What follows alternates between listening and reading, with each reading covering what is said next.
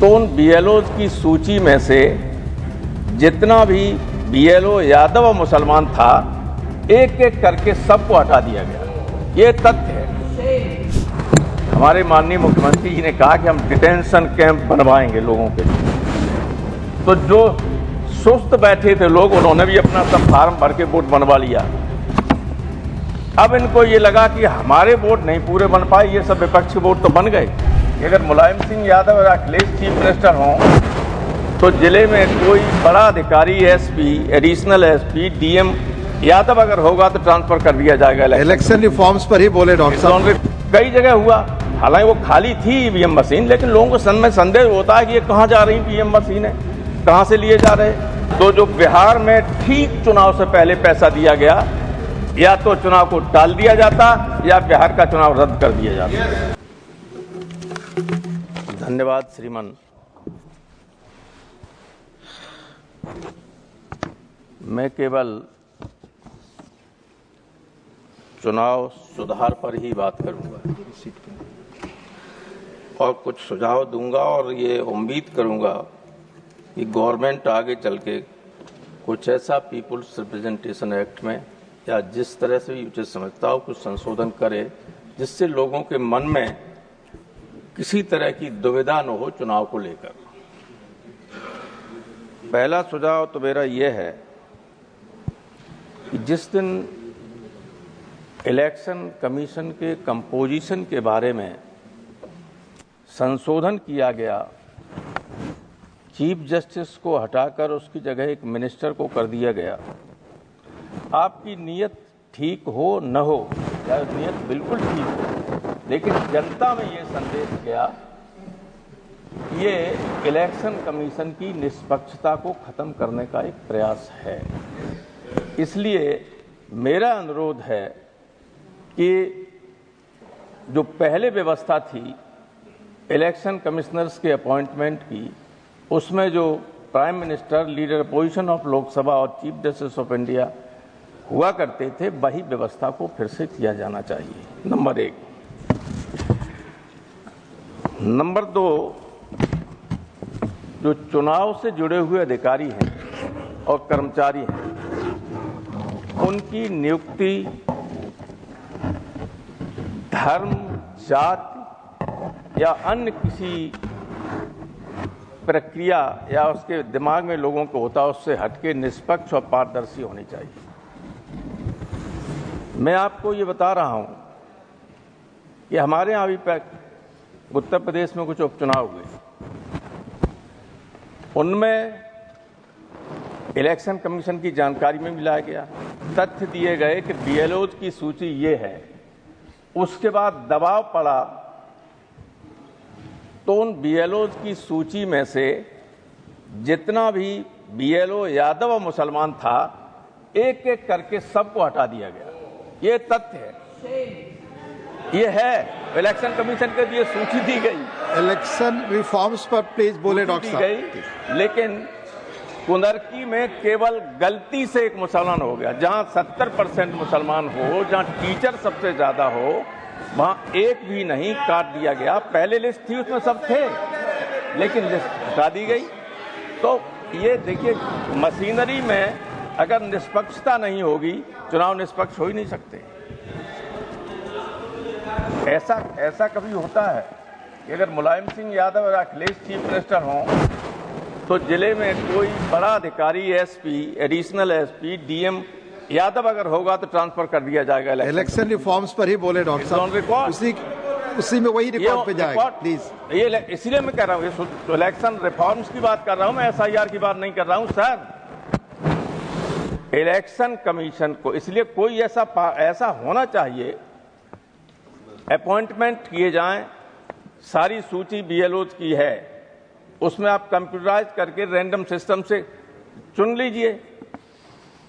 ये नहीं कि आप जो है इसको छोड़ दीजिए, इसको लगा दीजिए।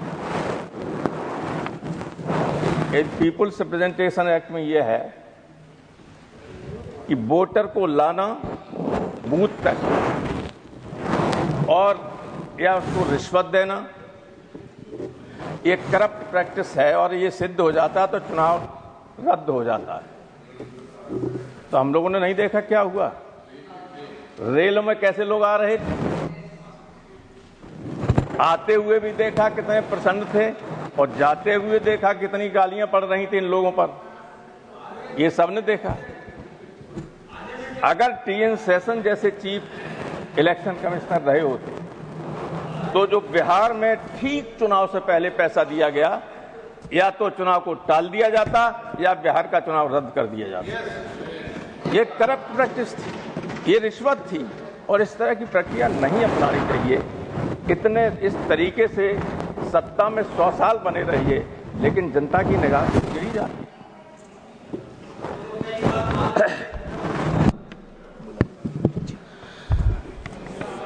एक पहले व्यवस्था थी सर कि जब वोट पड़ता था, वोट वाले दिन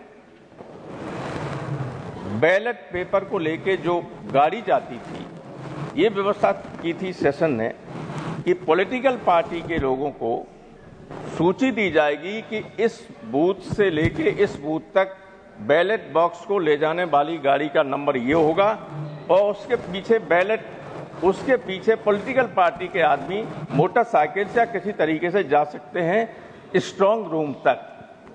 और स्ट्रांग रूम में जब बैलेट या ईवीएम रखी जाएगी या बैलेट पेपर बॉक्स रखे जाते थे, तो सारे एजेंट्स की उपस्थिति में या कैंडिडेट्स की उपस्थिति में पहले स्ट्रांग रूम को दिखाया जाता था, उसके बाद सील वो रखी जाती थी उसमें और सील की जाती। वो प्रक्रिया अब उस तरह की रह नहीं गई, वही होनी चाहिए। दूसरे जो खाली ईवीएम हैं उनको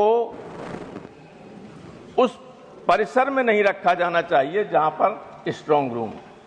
ये इलेक्शन कमीशन के निर्देश भी हैं, इसके बावजूद ये होता है और वहां झगड़ा होता है। झगड़ा हुआ था बनारस में कि नहीं हुआ? कई जगह हुआ। हालांकि वो खाली थी ईवीएम मशीन, लेकिन लोगों को मन में संदेह होता है कि ये कहां जा रही ईवीएम मशीन है, कहां से लिए जा रहे। स्पष्ट निर्देश हैं तो उनका पालन होना चाहिए कि जिस परिसर में, जिस प्रेमिसेस में स्ट्रांग रूम है, वोट ईवीएम रखी जा रही हैं, उस परिसर में खाली ईवीएम नहीं रखी जानी चाहिए।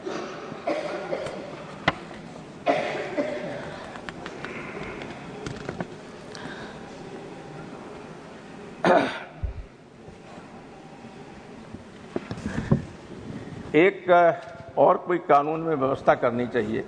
ये सबके लिए है, ऐसा नहीं है कि किसी राज्य में आप जीत जाते, किसी में हार भी जाते।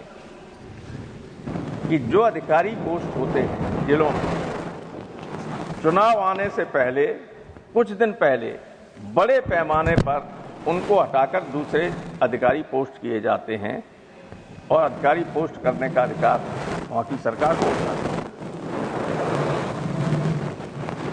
व्यवस्था होनी चाहिए। मेरा सुझाव है कि चुनाव होने से 4 महीना पहले तक जो अधिकारी पोस्ट किए गए हैं चुनाव की दृष्टि से, उन सबको इलेक्शन कमीशन हटाए और इलेक्शन कमीशन अपने तरीके से उन जिलों में नई पोस्टिंग करे।